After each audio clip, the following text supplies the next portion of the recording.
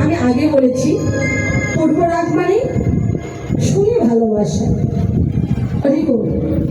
রাধা গোবিন্দের এই যে শুনে ভালোবাসা,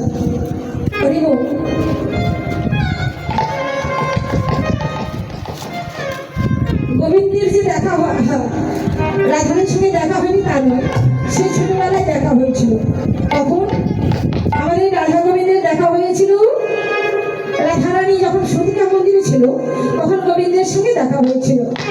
দেখো, যখন আমার গোবিন্দ এই জগৎ সংসারে এলে রাধারানী গোবিন্দকে কথা দিয়েছিল, দয়াময় আমি যদি জগতে যাই আগে তোমার বদন দর্শন করব, তারপরে জগৎ দর্শন করব। তো গোবিন্দ যখন জগৎ সংসারে এলেন, এবার রাধারানী পরে এই যে মায়ের নাম, রাধারানীর মায়ের নাম কি গো? হ্যাঁ বাবা, কৃতিকা সুন্দরী না? রাধারানীর বাবার নাম কি? বিষ্ণু, বিশ্বভানু রাজা। তো দেখুন ওই বিশ্বভানু রাজা পূর্ব জন্মে কে ছিল? সূর্য দেবতা। ওই সূর্য দেবতা 10,000 বছর তপস্যা করেছিল। তো 10,000 বছর তপস্যা করলে ভগবানকে পাবার জন্য 10,000 বছর যখন তপস্যা করলে, এবার ভগবান তার সামনে এসে দাঁড়ালেন, বলে হে সূর্য দেবতা, তোমার মনোবাঞ্ছা কি? সূর্য দেবতা বলেছিল, প্রভু কি করিলে তুমি আমার বশীভূত হবে, এটাই আমার ইচ্ছা।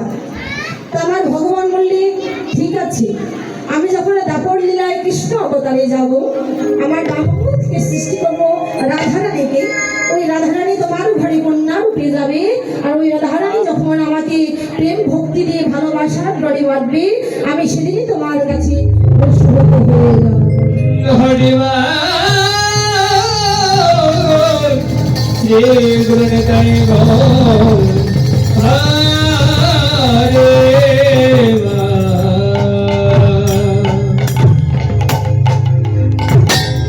ওই সূর্য দেবতা দাপুর লীলায় হয়ে গেলেন বিশ্বভানু রাজা।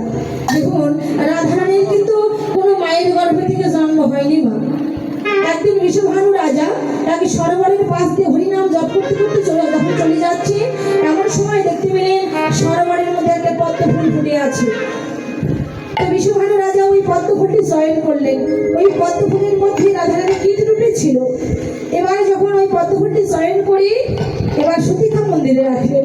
সতীকা মন্দিরে যখন রাখলেন, এবার কৃত্তিকা সুন্দরী, এবার মন্দিরের দরজা যখন বলেছি, দেখে এক ফুটফুটে কন্যা সন্তান।